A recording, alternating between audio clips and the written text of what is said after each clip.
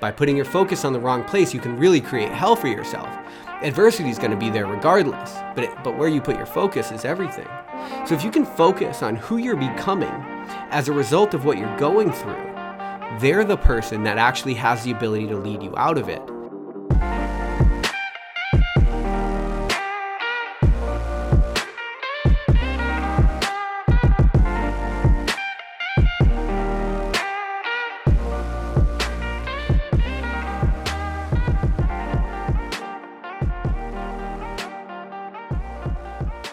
Happy Thursday. Welcome back to another episode of Morning Coffee with your host, Rick Alexander. You guys can follow me at @RickAlexander_ and at the Morning Coffee Podcast on Instagram.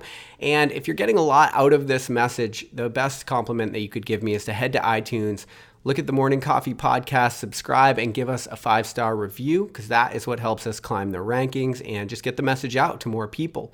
Also, for the last year, I've been running a program called the Clarity Academy, where really it's all the information that I use to change my own life. And the reason I started the show and got in this business in the first place was because as I would look around at the world I was in, I was finding that a lot of the content that I needed was not helping, not really, not in the arena. And so everything that I do from the Clarity Academy to the Morning Coffee content, it's all meant to help you just become who it is that you want to become. I think it's easy to get wrapped up in the wrong success metrics in this life, but at the end of the day, there's like an idealized version of who you want to be in the world, and I would say who you're meant to be in the world. And you have an option to engage with the world in a way that would help you create and find that person simultaneously. But you also have the option of taking the low road, right? You also have the option of taking the road of the critic and sort of sitting on the side of the arena and just talking about what it might be like to be in there. And that's really comfortable, but it won't serve you over the long term. It won't help you actually get where it is that you're going. Be this as it may, I do understand the motivation to play the critic role in this life, because to step into the arena is to shoulder a large amount of adversity. And honestly, you won't find anybody that's done anything worth a damn in this life who hasn't shouldered a large amount of adversity and the accompanying failure that often comes alongside of the adversity, because you're never who you need to be at first, and you never know the things that you need to know at first. And so at first, adversity is teaching you in a really painful way, typically, unless you have a mentor or a coach or someone that can help walk you through it. Usually, the way that adversity teaches you is by hitting you right between the eyes. But if you're in this moment of adversity, I wanted to give you something that could help get you out of it. Now, adversity could be a lot of things, right? It could be just declining sales in a new business. It could be a plateau when it comes to lifting. Like, there's so many different ways that you find yourself no longer moving in a linear fashion, right? No longer climbing at a linear rate. And when you find yourself in these moments where adversity and things are starting to stand in your way and create a wall between who you are and what you want, where you put your focus becomes everything. So if you put your focus on yourself, for example, you might start to develop imposter syndrome, because you might, as you focus on yourself, might realize how ill-equipped you actually are to do the things that you want to do. If you put your focus on the future, you might create performance anxiety, because you're so passionate and you have nowhere to put that passion. So as you put it in the future, you start realizing that you're not yet there, and that creates a level of anxiety because you want to get there. But anxiety, the root of anxiety is the unknown, and so you don't actually know. And so by putting your focus on the wrong place, you can really create hell for yourself. Adversity is going to be there regardless, but where you put your focus is everything. So if you can focus on who you're becoming as a result of what you're going through, they're the person that actually has the ability to lead you out of it. And so as you reflect, think through what the hardships are actually teaching you, because they're going to make you into somebody else. Remember, you're simultaneously finding and creating yourself as you go through what you go through in this life. And so as you go through something, it's teaching you, right? Every time you hit a failure, it's like life is giving you an error message, and it's telling you something could be different. The way you're thinking could be different. The way you're acting could be different. Something needs to change if you don't want to get this error message anymore. And so the thing to ask yourself is, what is that thing that needs to change?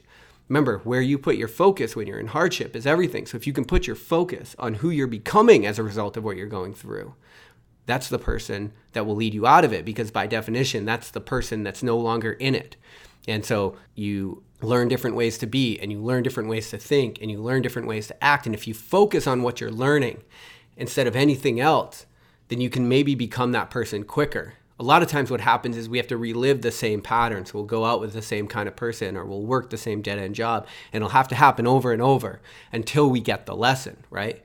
Life's been giving us the error message all along, but we just keep going back for more, right? And we just keep getting the same message. And it's disguised in different scenarios, so we don't necessarily put together the fact that it's all the same message. But the reality is it's trying to teach you something, a new way to be, for example.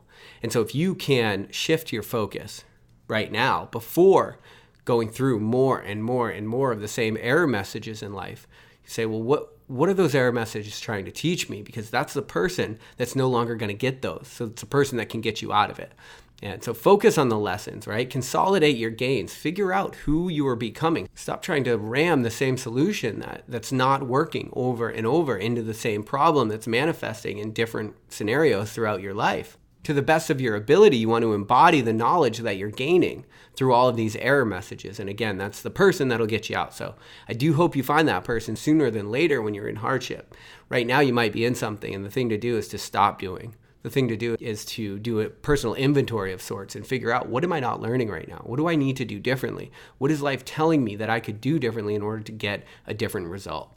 Right? It's pretty straightforward, but we tend to put our focus in all kinds of fucked up places when we go through hard things, and where we put our focus can really make our life much worse or much better as a result of what we're going through. Remember, if you're trying to do something great, you're going through it either way, but you could put your focus in a different place, and you might reach a much higher point by the end of it all if you could work a little bit more efficiently and stop reliving the same patterns and getting the same error messages. I know it's easier said than done. It took me about 3 decades before I started really leaning into this knowledge and really embodying what I'm learning and actually allowing the world to change me instead of holding on tightly to all the things I thought and wanted to be true, right? So as soon as I let go of that control and I realized, well, what's ultimately true? Let me just get there. I started realizing that I could put my focus on that person, and I was always the person that could get me home. And that's what you need to know about yourself. There's a lot of people that will promise to do that for you, but you're the only one that actually will. Right, so put your focus in the right place and you'll be able to get through these things a lot quicker. That's been my experience anyway. I love you guys. We'll talk tomorrow on Morning Coffee. Dawn's cracking and my feet are smacking on the pavement as I step into the light. Shade in my eyes and I got my 40 in my hand. I'm trying to balance out the feelings of last night. People think I'm crazy and I'm not one to disagree, but if crazy's how I'm living, I'm gonna live my life vicariously, because I found a million bottles. I plan to drink them until they're gone. If you wanna join me, you can find me when I'm done with this song, 'cause I'm back. I'm back.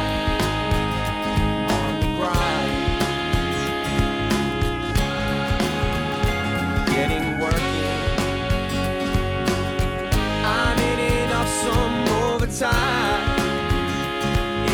Yeah. I've got money. I got money on my mind. It brings me back on the grind.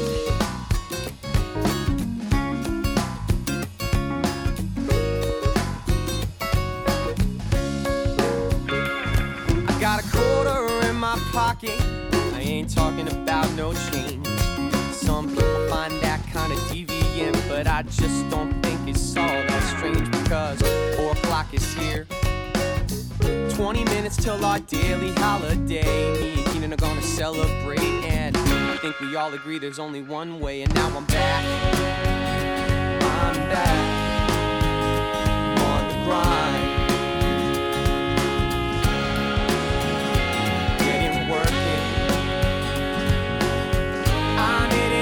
Some overtime. Yeah. I've got money. I got money on my mind.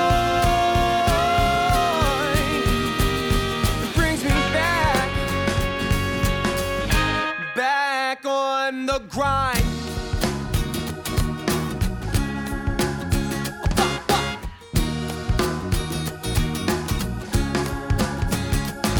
Well, the money, the cash, whatever you want to call it, it's a necessary evil of the world that we are all in. Yeah, the Benjamin, the loot, whatever you want to call it, it's a necessary evil of the world that we are all in. 'Cause otherwise I would play guitar all day. Unfortunately, I have got bills to pay. Otherwise I would get high all day. But unfortunately, I have got bills to pay. So I get that working every day. It brings me back, right back to the grind. Getting working, I'm hitting up some overtime. Yeah, yeah, yeah. I've got money, I got money on my mind. It brings me back on the grind.